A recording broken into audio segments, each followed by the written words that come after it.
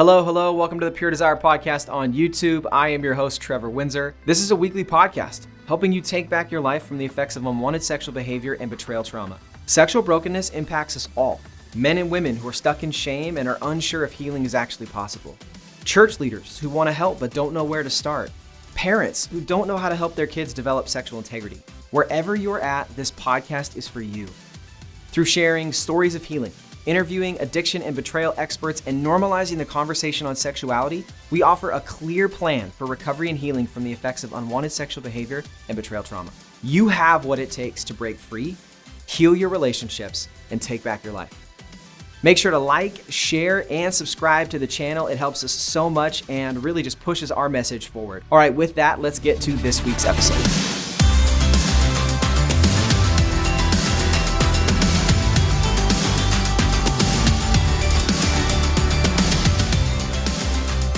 All right, Chris, Kaspar, welcome to the Pure Desire Podcast, man. We're excited to have you with us. Awesome. I'm pumped. Nick and I, we had a good hour-long conversation last time we met about church and purity and how to do that well. And so I'm excited to be in this conversation. That's awesome. Well, Chris, you are the founder and CEO of Techless, which is a tech company, I love this, focused on helping people with digital addiction, pornography, and other struggles. We're excited to talk to you about your story, about Techless, and the products that you offer. And so let's just start out the gate. Can you tell our listeners about yourself, a little bit of your story, background, and really what pushed you to found Techless? Yeah, I'd love to dive in. So I'm blessed. I had the chance to be part of a 5th generation family business. I mean, not many people get to do something like that. And it was a joy working with my family. And there was this point where I decided I wanted to do something different. I'd worked there for 6 years, made some meaningful changes. We have a few thousand employees. And I had this blank page moment of like, what can I do with my life? And just a blessing to be there. And so I kind of came up with all these business ideas and all this stuff. And at that moment, when I had sort of this blank page season, there were a few things that came together to sort of create the Techless vision. One is my wife and I had foster kids. So we had 10 and 13-year-old girls, and CPS dropped them off and said, don't let them near anything that looks like a smartphone because they'll do some really sketchy stuff with it. So yeah, we were stuck with this conundrum of what do we give them? Because there were no good options on the market, you know? And so there was that paired with the last 5 years at the family business. We'd done a lot of manufacturing, and I had spent a lot of time building error-proof systems of things that could not be broken or couldn't have user errors. And so system design thinking, building, and then simultaneously just my whole life, I've struggled with discipline. I mean, I get sucked into things that are addictive easily. Yeah. I mean, I bought an Xbox and I had it for 3 weeks and then I sold it because I could not trust myself with that thing. And so these 3 things kind of came together and just birthed this idea of how could we make a phone that empowers healthy device usage that's safe for kids, but just empowers our will instead of its will, because so many times our phones suck us away from what we want to do with our lives. Yeah. Gosh, I mean, this stuff resonates with me. I don't know if you're familiar with John Mark Comer and his book, The Ruthless Elimination of Hurry, but that for me was kind of the entry point, I think, to this conversation a little bit too.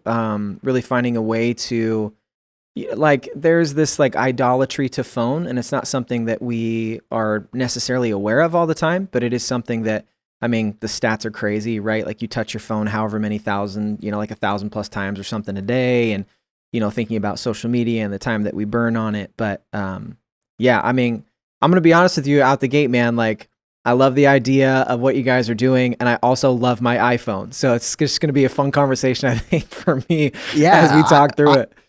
Flesh versus spirit, man. I mean, I see where we're at. Okay. Yeah. No, I'm just having fun here. No, that's everyone. Honestly, it's totally everyone. We're just all in the same place. Yeah, absolutely. Yeah. Well, Chris, I love the idea that you saw a need for something that didn't exist and realized that you had the resources to make it happen and to found this company. And so tell us more about Techless. What do you guys do and how are you helping people when it comes to their tech? Yeah. So when we started, the Social Dilemma movie had just come out on Netflix and hit it big, and everyone was like, oh, Facebook. That's when Facebook was first labeled as evil, and people started dropping their accounts and all this stuff. Well, the thing is everyone still today is talking about the problem of social media, digital addiction, and we're growing in awareness and it's becoming top of mind for people. But not many people are building solutions. It's easy to talk, it's hard to create something. Yeah. And so what we really wanted to do is not only just redefine what is healthy technology, because people aren't asking that question, but we actually want to build products that systematically empower healthy behavior and healthy relationship with technology and one another. So that's kind of our high level philosophical purpose here. Yeah. How that manifests practically is the very first product we made, because the biggest challenge that we're facing is the gateway of our smartphone. So we made a phone. It's called Wise Phone. It's very simple. It calls, it texts, it has a few basic tools on it, but there's no social media, no app store, nothing you get addicted to, no access to pornography, but it's just very basic. And it's a starting point for people that want to take a pretty deep step into breaking away from smartphone addiction. It is pretty amazing that we're sitting on this podcast talking about a phone that functions as a phone, right? Like 20 years ago, if you'd have tried to explain the conundrum that we're addressing here, like people have phones, but the last thing they'll actually think of using it for is as a phone. Absolutely. It'll be 100 other things that suck away their time and their energy and lead them into places they didn't intend to go. And yet that is the need, for so many people. And in the conversation that Chris and I had that he referenced at the beginning here, it was just realizing many, many men and women, when they start into addiction recovery, and this is my story, need a safe zone where they're like, I can't trust myself, and I need to rebuild trust with my spouse that I just simply can't have a smartphone. And I'm thankful that my journey began, 12, 13 years ago, where there were still more options out there. And if you pulled out a flip phone that only called and texted, you weren't like this purple unicorn walking into the room that everyone looked at like, oh my gosh, what do you have? Because that was still kind of the dawning of the smartphone era. And yet now we're in this place where if you are in recovery, you still have things that you need to be able to do for communication or for work, and people are just feeling stuck. And so I love that what you guys are addressing is, how do we empower people to live in this world, to do the things they need to do, and find health, be on a pathway to recovery. And I'm just so glad that there's some options out there. And that's why we're excited to have this conversation about what Techless is doing. Yeah, absolutely. Yeah. I always think of that Steve Jobs quote. When iPhone first came out, he said that iPhone is like a bicycle for your mind. It's this magical phrase. But if you really think about it, it's not a bicycle. It's a rocket ship. Like, it is almost too much power. And we don't even understand the consequences of floating in 0G, and so what we're trying to do in a sense is kind of create a bicycle, which takes some work. I mean, you got to pedal the pedals, but you're not going a million miles an hour. Yeah. And in that space, there's some peace that we reclaim. So we're on the track here. Well, and I'll be honest, we were at an event in North Carolina not too long ago. And one of the illustrations I shared at that event was just, I had seen my 2-year-old grab my wife's iPhone and was listening to music. He knows how to navigate the music app. And, and if, someone wants to judge me and my wife for our parenting, that's probably fine. We probably could have done a little bit better on that. But a banner notification hits the top of my wife's screen. He puts his finger on the screen, swipes up, knows how to silence this notification so he can keep listening to Encanto or Frozen, and to me, it was a moment where it's like, oh, okay, like, I really need to be aware of what's happening with technology in my home. I need to be aware that my kids pick up on stuff so much faster than maybe I had realized. And so for me as a parent too, there's that angle of what you're offering here that I think is so attractive and appealing, is how do I train myself to have healthy habits with tech, but also how do I pass that on? Because that's going to be an important element for families today, for sure. Yeah. And Nick and I, we met at the Sexual Integrity Leadership Summit. And one of the biggest takeaways, I mean, I went to that as a sponsor and just talking to people in this space about sexual integrity. But my biggest takeaway, and it's been powerfully transformative for my life, is that the lessons that I learned for my kids, like, oh, my kid is struggling with pornography addiction, actually applied to me. And so it's almost impossible to enmesh, like you're talking about, this thing that we're working out with our kids and our own personal journeys with technology. For sure. Absolutely. So you have this company that's offering really a healthy, like, you're almost retraining people how to view their technology. With some of the research that you have done, what statistics that you found, like regarding digital addiction? And what are the correlations you see between our tech and unwanted sexual behavior? Because this is more our realm where we live, and there is a connection. But from your vantage point, what connections are you seeing there? Man, so that it's hard to not. I mean, everyone kind of feels it and knows it. But I did some research actually for this podcast because I don't talk statistics all the time because they're not necessarily emotional. But one of the things that early on, I think there was a poll couple years ago, and 75% of people claim that they're addicted to their cell phones. I mean, that's like actually saying I am addicted. That's a pretty high number. Yeah. Another thing that just is good to be aware of is that 7 hours of screen time is the normal average. For teenagers, it's 9 hours. And that's, 12 to 14, that age, it can go up easily. But the one that really honestly breaks my heart more than anything is just when it comes to phones specifically, is how they are such a gateway to evil. And a phone more than a laptop, like Pornhub, #1 porn site in the world, one website, just their ad impressions daily is 2.2 billion ad impressions, and it's just on mobile. I mean, that is just their mobile ad impressions. And if you think about that and just what that means as far as the convenience, the way, I mean, there's a lot built into this. Totally. So these are the things that come to the top of my mind. But more than statistics, there's stories that hit me between the eyes, or just research studies. I'm trying to think of one that, we were talking earlier about phones and just the attention they require, but I think we're unaware of how much they suck our brain power. I'll just put it that way. I mean, they did this one study where they had two groups. One group was sitting in a room with their phones powered off in the room. So set your phone on the table just beside the room. And the other one had their phones powered off out of the room. And they did a standardized test. And the ones with their phones in the room, just the mere presence of the phone powered off, they did 30% worse on a standardized test than the other group. Yeah, it's crazy. So just the presence of this device in proximity of us affects us in a heavy way. And I'm just going to need a minute while I take my phone and put it in the other room and turn it off. Seriously, though, it is true. I mean, it's one of those things where you don't really realize it. And it's funny because I've heard someone talk about it almost like it's a phantom limb that we have, that it's our phone is another limb that we have as a part of our body, because you can't go anywhere without it. You can't so I took a step back from social media a couple of years ago, and it's been really healthy for me. But I remember a time where, and I've heard, even some friends of mine who talk about this, where there's always this pressure of like, I need to check that notification. I need to check my phone.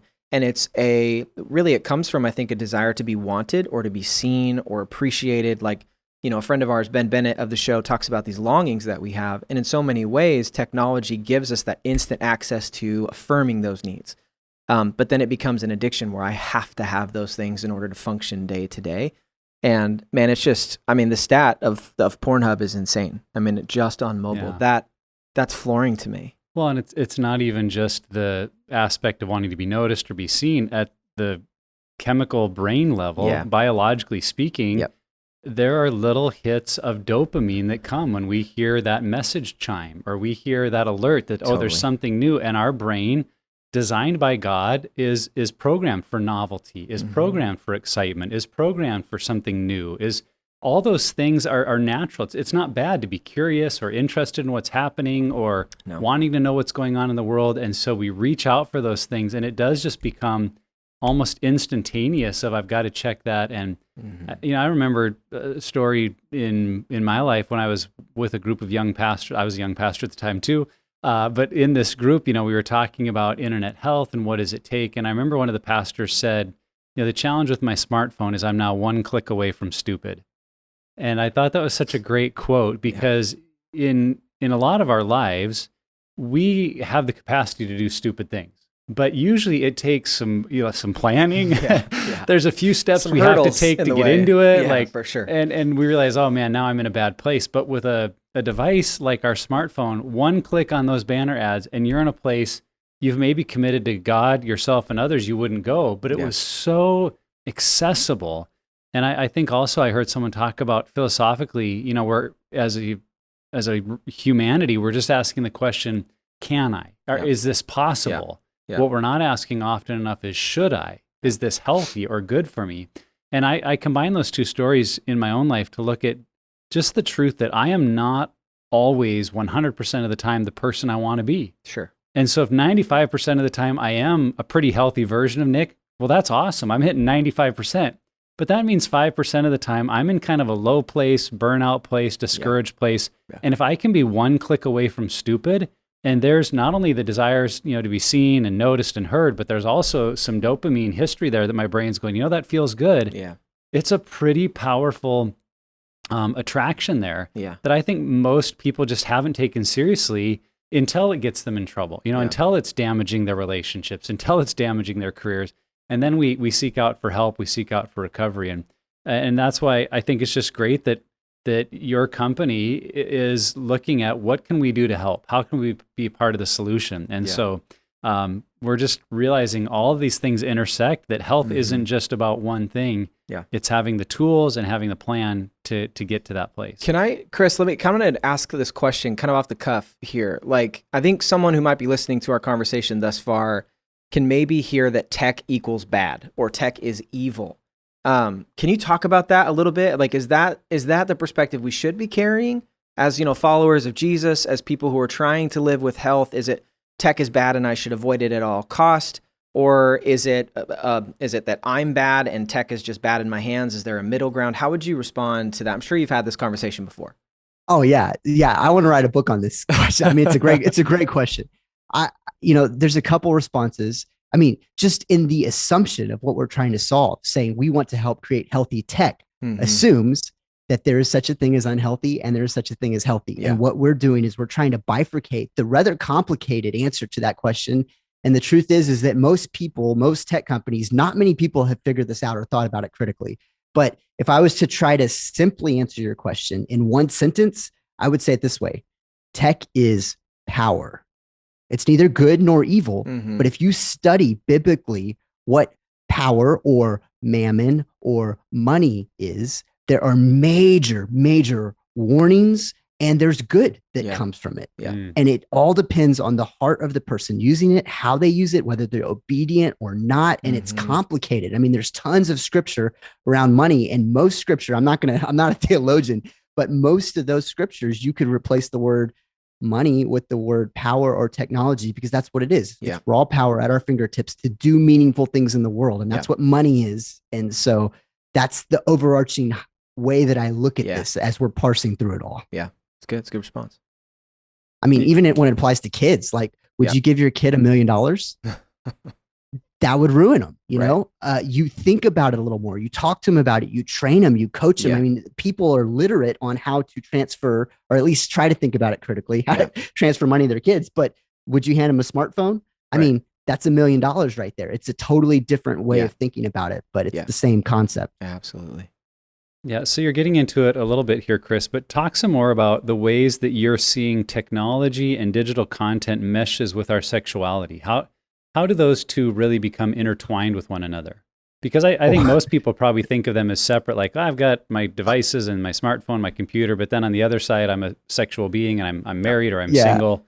How are these two really deeply connected? Yeah, I got to tell you. Okay, so last week I was talking with a guy. He's a documentary filmmaker, and we're just, brainstorming, hanging out. And this dude has won some major awards. And I said, hey, could we make a documentary on what is healthy tech? And we've been talking about it for probably a couple months now. But one of the conversations we had last week is neither one of us really want to talk about sexuality because it's so divisive and explosive, and it's like instant cancel, right? You take a stance on something and you get your head chopped off. Yeah. So we don't want to go there, but we came to the conclusion that it is impossible to talk about healthy technology without talking about what healthy sexuality is. I mean, the two are so enmeshed. Think about it. Emojis, like a pregnant person emoji, just the assumptions built into that tiny little fun, innocent looking character are profound. Now, if you pull up your iPhone right now and look at your emojis, there's 3 genders for everything. That is people making extreme sexuality statements that you cannot remove, you cannot turn off. This is hitting every single iPhone in the world. And then it ties into complicated stuff. I mean, Etsy You just go on Etsy, Amazon, algorithms. I mean, sexuality is just a completely enmeshed part of technology on every level. So it's one of the pillars, I would say. Yeah.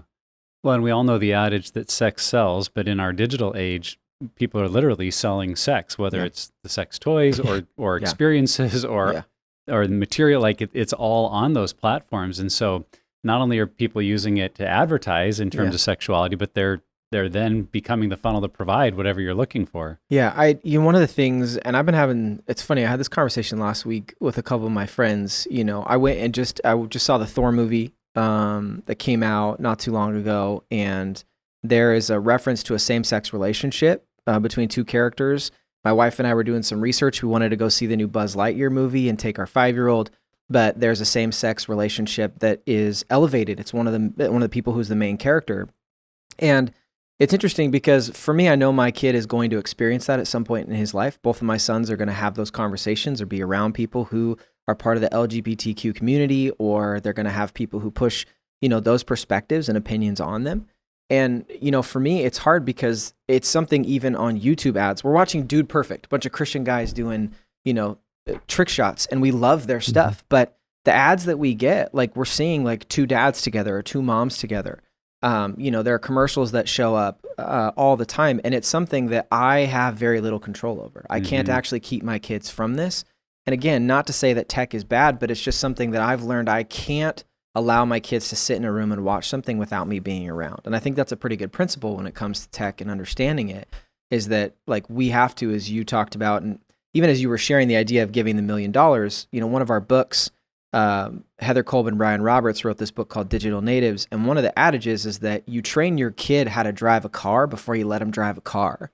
And the same thing should happen when it comes to using the internet and using technology. There needs to be a driver's ed, if you will, for that kind of thing, because there's so many things out there that maybe they're not ready to process through, or they're not ready to understand completely, and they may be, making faulty decisions based off information that's not actually true. So the more I talk about it, it just feels like it gets more and more complicated, but it is just a minefield for sure. Well, and it's a perpetual drip. I mean, just every day, nonstop, and it affects people. I mean, heavily. Like a few weeks ago, I had a dad call me, and he has, loving dad and mom, great relationships with their 11 and 14-year-old girls, and one of them just decided to, become a lesbian because of content that she was getting on TikTok. And their parents are doing all the things you should be doing other than letting her absorb TikTok for hours a day. Sure. But it's just nonstop. And so that nonstop barrage of assumptions, that's really what we're diving into, is assumption level things. There's profound assumptions built into even the Google search bar. I mean, when you search for something, safe search is off by default. Yeah. Someone made that choice. I don't know if it wasn't in a board meeting or if someone said we're going to do it, but that's the way the world works. And so generally speaking, sexuality is pointing to a very broken picture, and all the gatekeepers are pointing that direction, and they don't take a moral stance on this, or an immoral stance, we would probably say. Yeah, well, and I know we're quick to think about our kids and what messages are they hearing, but I think just as much so as adults, we have to be aware of the way that our expectations, our desires, our wants and needs are being shaped by what we see. And we deal with it all the time, of men and women that are in groups because they have very faulty expectations of what marriage sexuality should be like. What kind of experiences should I be having? What's normal? How should I look?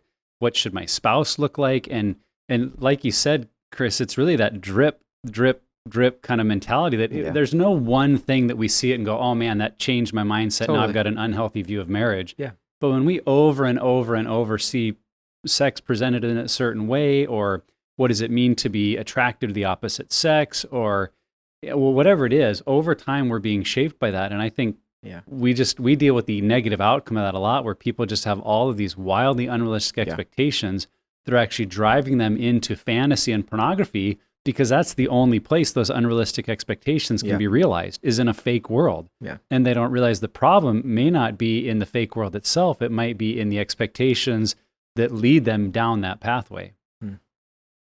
Yeah. And that what you just talked about kind of leads into a much bigger foundational philosophy, which I don't want to get too abstract on podcasts. I like being practical. It's all right. We'll get to some practical questions here. Yeah, no worries. Yeah, but just in general, like, okay, that fake life, you can put up a persona on social media. I mean, if you think about it, 30 years ago, you could not, it would be very hard, other than if you're a celebrity, to put forth a fake life, or everyone does it a little bit, keeping up with the Joneses type of thing.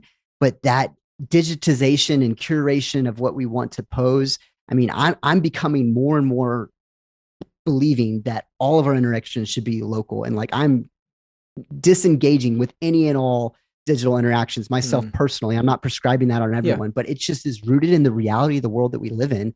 And it, you just see this massive correlation between technology and broken sexuality. I mean, it's just so obvious how these two things work together. Yeah. And I'm trying to take a couple steps back here. Yeah. Well, and I mean, I think about it. My family and I this last summer went to Orlando on a family trip, and it's just human nature. I think what did we post on Facebook? And I don't post much, and my wife, a few times a day.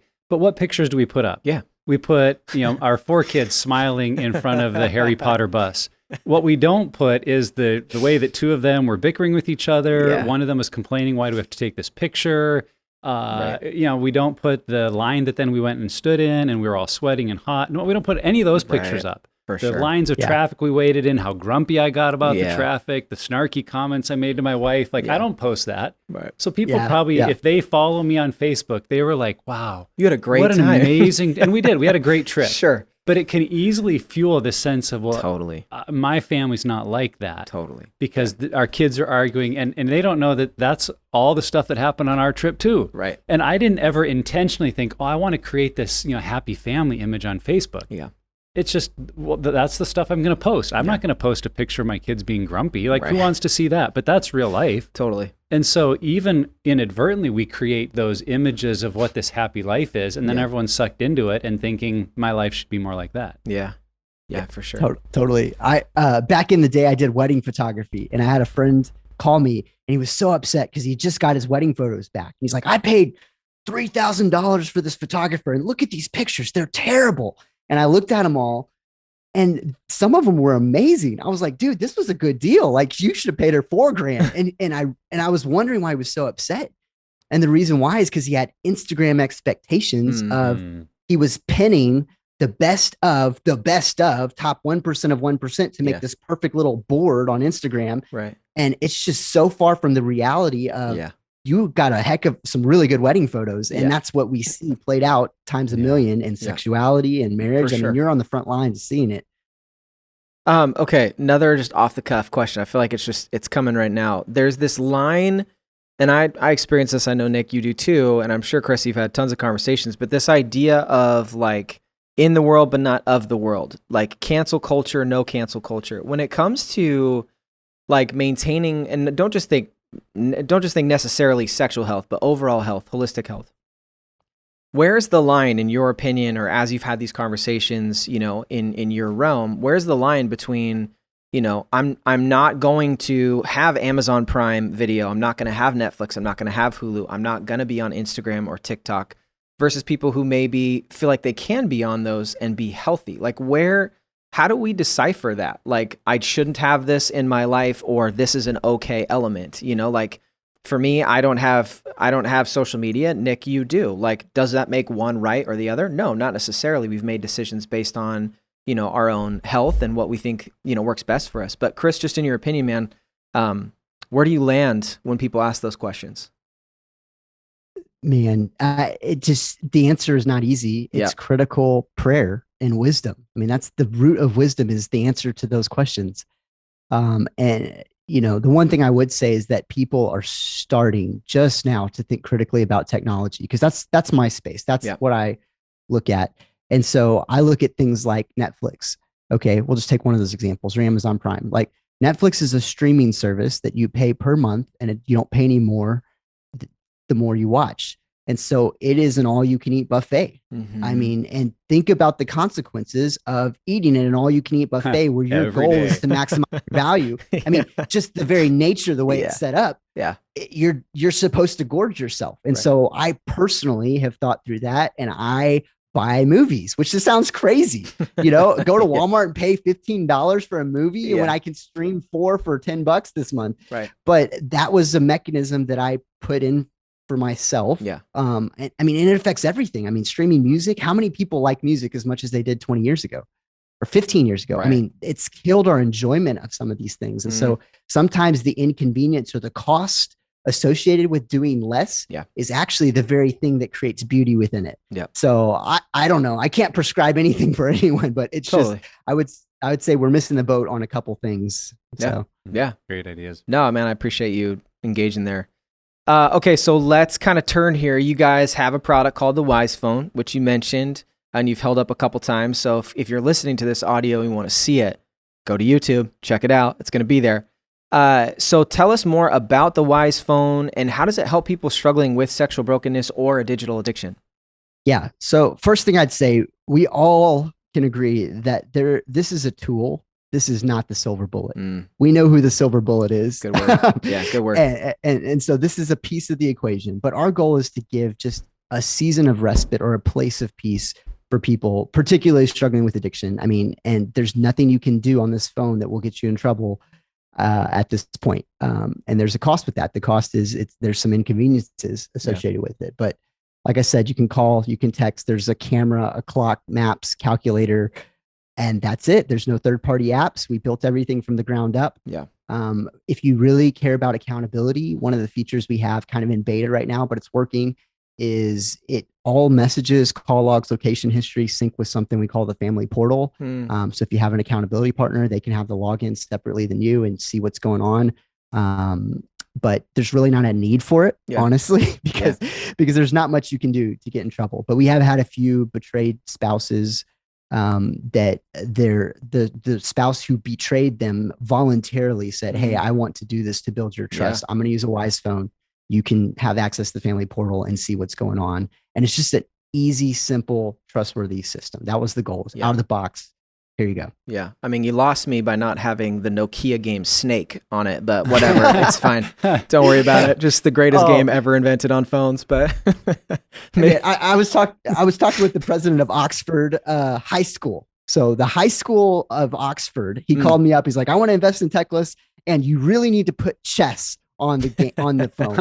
And I'm like, no, that's so lame. Like, if you want to play chess, it's a board game. That's it's physical play with pieces. someone else. Like, that's right. Go play chess. And so I've drawn a line on the games to sorry, no Snake. Okay, that's fine. It's not like there's a shortage of chess boards in the world or other places you can go and play chess online. So I love the concept of this, because I think what you mentioned there in the conversation couples have is so key, and that comes down to the word trust.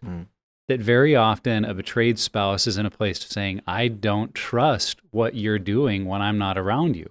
And the addicted or struggling spouse wants to re-earn that trust. And I think the smartphone is just one place that there's an easy win there for an addict to go, okay, I'm going to get a phone where I don't have the internet. And if I'm on the internet, it's because I'm on the home computer that you can see, or I'm on my work computer that both have, a lot of safeguards built in. Right. Because that smartphone, let's be honest, it opens portals and doors. Going back to the story I shared, where you're one click away from stupid.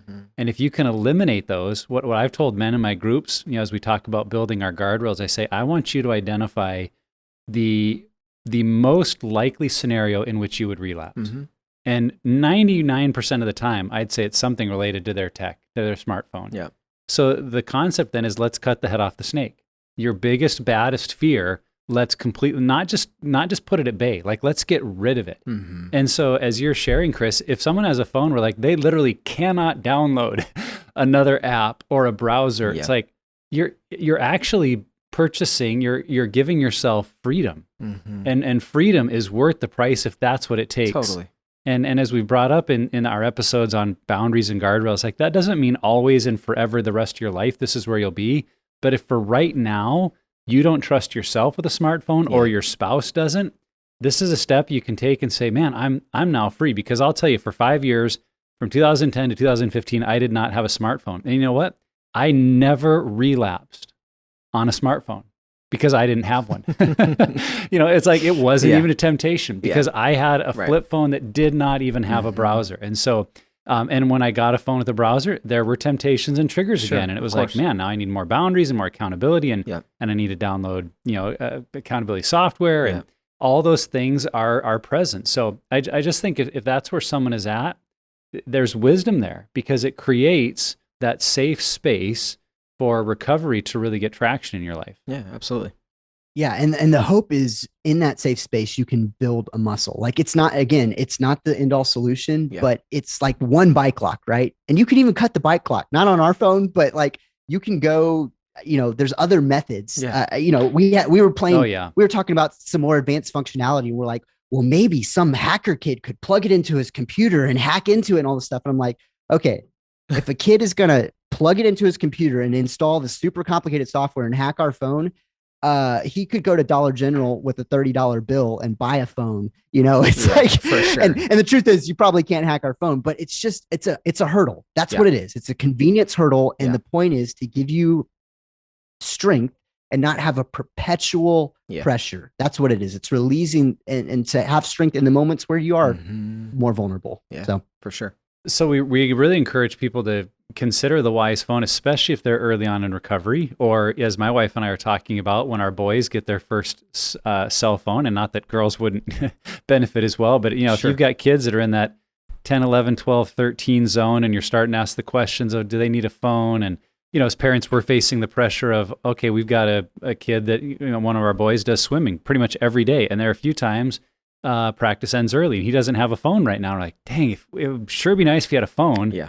But we don't quite yet want to hand him an iPhone or something with all the internet and gaming and those issues. Like, hey, maybe we should consider this Wise phone. And so for a lot of people, I think that makes sense. But Chris, what are some other habits or practices that you are recommending to people? If someone says, well, I don't know that I need the Wise phone, or I'm not ready to jump to that, or maybe they've already jumped into the idea of a Wise phone, what are other kind of device or digital kind of safeguards that you've encouraged people to practice as part of their recovery?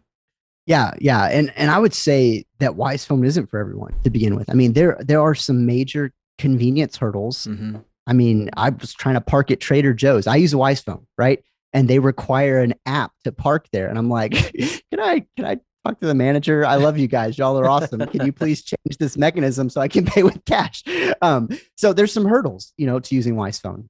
And so I get over them by having a laptop that I use. And I'm running the company and I use Wise phone, but it's not for everyone. And so I would say there's a handful of things, one, first, by just thinking critically for the first time. I mean, really asking yourself, taking a step back and asking yourself, hey, what is this? Why is it built? How much am I using this? What's my screen time? I mean, things like that. And I don't ever want to be prescriptive for people in their life, in their situation. And I feel like God leads us along in incremental steps in our path to sanctification. And so we kind of want to do that as well. But I can tell you things that have helped for me. I mean, I don't put my phone in my bedroom when I have a smartphone. I don't look at it until after I go outside for a couple minutes just to look at the birds and the trees and, stay rooted in reality. I try very hard not to ever FUB, which is where you're texting while someone's right beside you. I mean, date night, car trips, like I'm not using the phone at the table. Like these are just basic things. Yeah. We We have our phones charging in a single place in the home. Simple little tools here. I mean, you already heard about Netflix. How I handle movies. Totally. But Yeah. I don't know. I'm sure you guys have ideas too, and it just takes creativity to figure out what Well, makes sense for you. What you're talking about too, and I know Cal Newport is a name in this field who talks a lot about digital health, and I got, like I said, that Ruthless Elimination of Hurry by John Mark Comer. That idea that he talks about a little bit in that book, that you treat your phone like it's got a bedtime, like your kids do. You don't let your kids, stay up at all hours of the night. Like if your kid's bedtime, my kid's bedtime is 7:00.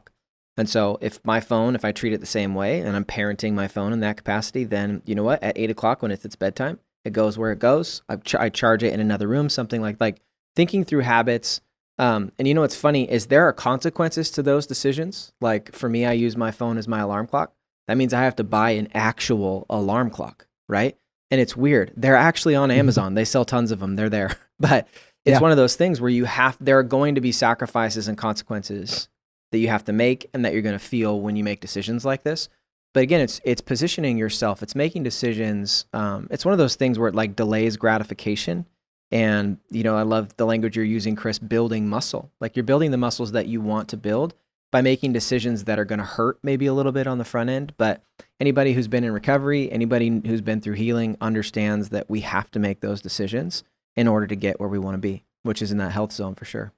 Yeah, and everyone needs to make the decisions that work best for them. But I think for me, it was helpful to realize that this is a device that's created a need for itself. Because, 25 years ago, no one needed a smartphone because they didn't exist. We all figured out how to do life and we never touched a smartphone. Yeah. But what can happen to us is because we've gotten so accustomed to having that convenience, to having that power, as you put it so well, Chris, we're really reluctant to let go of it. And I know for me, when I was starting recovery and my wife was requesting as part of her recovery plan that I need you to not have one, I had all these objections like, but what about, and what about, and what about? And I realized there was this moment of like, well, I need to choose. If I'm serious when I tell her I will do anything it takes to repair our trust and restore this marriage, and she's asking for something, basic, like change the way I use my phone. And it was not easy. It was like, I got to figure it out. Yeah. I got to figure out a different way to seek out entertainment. I've got to figure out a different way to look up information. I've got to figure out different rhythms of doing life. And yeah, there were some adjustments, but I just think for a lot of people, they get caught up in, well, I need it. It's like, it's created a need for itself. And if you really work, you could actually find there are ways you could do life without it. Mm-hmm. And you could use a wise phone. You could use your devices differently, but it will take an adjustment because it's created a need for itself. And if we're in a place we need to disengage, it will be work, but I really believe it will be worth it. Absolutely.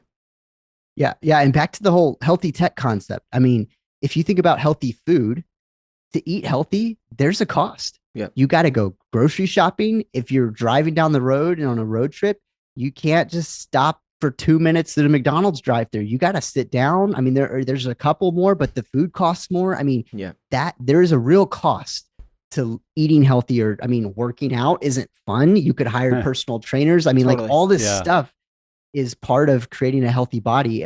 And so nobody at this point, from my experience, nobody is willing to pay a cost of inconvenience right now to live a healthy digital life. I mean, buying an alarm clock, that costs $30. Well, there's a transformation by moving your phone away from your bed, but that's a $30 cost that most people don't question or would not do. So that's the kind of critical thinking that I'm pushing people towards, is think critically about what can I live without? How can I set boundaries? And just accept the cost. I mean, if you pay $1,000 a year for a healthy digital life, is it worth it to you? I don't know. Maybe. Yeah. My guess is absolutely yes. For sure. Yeah. Well, and if you've got a spouse, who's hurt, feels betrayed, and you said to them, honey, I will do whatever it takes, like I did, and they ask you to do something that costs $500 or $1,000, and you're like, oh, well, I can't do that. Then it's like, oh, so there was a price tag on you saying you would do anything it takes. You were only willing to do things up to a certain amount, but not 500 or 1,000. It's like, what is it worth to rescue a marriage? What is it worth to restore integrity? It's like, boy, I don't know if you can put a price tag on that. I'm not trying to say it has to cost you thousands and thousands, but it's like, if you see, as Chris said, if you see and thinking critically, this is what it's going to take, I think we got to be willing to pay the price. Absolutely. So Nick, I've got a question for you actually. So back in your non-smartphone years, okay, you said I have to think about finding information. You were talking about some of the inconveniences that you had because of that decision. How did that affect your relationships with other people? I mean, your wife, but others as well, in that moment of not using this convenient system? I think it was one of the things that God actually used to bring me out of the shame and isolation. Because in recovery, I still wanted to keep control of the information of who knew. Like my wife knew, my counselor knew, and the group of men I was going through 7 Pillars knew. But outside of that, it was like, I don't want people to know. But if you have to print up directions to go somewhere from MapQuest and bring them with you, and you're not looking at your phone, and people are like, why are you doing that? It actually became part of, I think, what God used. I say, I'm actually in recovery from an addiction to pornography, and it's something that I need to not have access to the internet on my phone. Yeah. So I print directions. And, pretty soon people, friends, coworkers around me, they all knew as well. Yeah. And so it just was that initial hurdle of having to explain that interaction, but I think it really helped to just own, this is what I need for my recovery and to rebuild trust, and I'm doing what it takes. And it was interesting how after, a few months of living without a smartphone, I didn't even think about what I was missing, because I developed a new normal. Yep. And I think that's my encouragement to anyone listening is right now, if you're in an unhealthy normal, it's still your normal. Mm-hmm. And even if you change something unhealthy, it feels hard, but you can get into a healthy new normal. Yeah. And you'll realize, oh, this wasn't as hard as I thought it was going to be. So I think that's what it was for me. Just, it became an opportunity to put my money where my mouth was, Mm-hmm. and do those inconvenient things, but also reminding myself, this is why I'm doing that. I made the choices that earned me this opportunity to have these challenging, inconvenient things, but it's also part of how I'm recovering and getting better by making these choices. For sure. One of my favorite things about, that's a beautiful example. One of my favorite things that I've started to realize is that the more we let go of some of these inconveniences or the power that we could have at our fingertips, the more often it drives us up this relational hierarchy away from digital superficial interactions towards more meaningful interactions like you had with your friends. You wouldn't have had those type of probably more meaningful relationships with your friends had you not had, you might have to call them up. Hey, how do I get here? If you forgot to put your directions one day, and that actually is cool. There's a cost associated with it, but it connects you more to humans. And I really love what that does. Yeah, absolutely. I appreciate it too. It forced me to be more intentional because, I couldn't just check my email anywhere, anytime. If I was going to be on email, I had to be at my desk computer or on our home computer. And so I started to figure out the things like I'm going to need to know that. And so I'd be looking up directions ahead of time or answering that email ahead of time, because I couldn't just rely on the convenience that, anytime I remember, I'll just pop on my phone and take care of that. And I think being more intentional was actually really, really helpful in recovery as well. Yeah. Yeah. Feels like it facilitates more discipline in a lot of different areas for sure. Chris, how can people follow you guys, keep up with you guys, with what you're doing and conversations around healthy relationships with tech? Yeah. So number one thing, go to our website, techless.com, techless.com. We sell Wise Phone there. That's the only place you can buy it. Our newsletter is a great place to stay in touch. And I can tell you, if Wise Phone isn't right for you now, I'm not going to tell you too much, but we are working on something that might be more interesting or have a bit more functionality. And so if you're in that category, I would recommend going to techless.com, sign up for our email newsletter. Of course, we're on social, but the newsletter is the way to stay in touch. Yep. So cool. We'll have all that in the show notes. And nice cliffhanger, by the way. Good job. Just inviting. I'm not trying to be, intentionally mysterious, but some of the details are worked out. And in the past, I've leaked information about products too soon. Yeah. And then the products change and Believe people me, get we upset. know how that goes. So yeah. I'm just holding on until we know what we're going to build. Hey man, you're showing self-control, discipline right now. It's awesome. Listener, we have a coupon code for you for the Wise Phone. You can take $40 off. You use the code PureDesire40. That's one word, Pure Desire 40, the number 40, all one word at checkout. You can grab your Wise Phone. And again, we'll have the link in the show notes and this information on the coupon. It's www.techless.com. Chris, man, thanks for what you're doing. I think this is absolutely a time where this stuff is needed. This conversation is happening, and it's cool to see a digital option out there that can be really a tool in the toolkit of health, whether it's sexual integrity or just trying to manage mental health, physical health, all of that. We just appreciate what you guys are doing at Techless and appreciate your time today with us, man. Yeah, likewise. I love y'all. I love what you're doing. Your impact is profound. And so just grateful to be talking about this together. Thanks, man.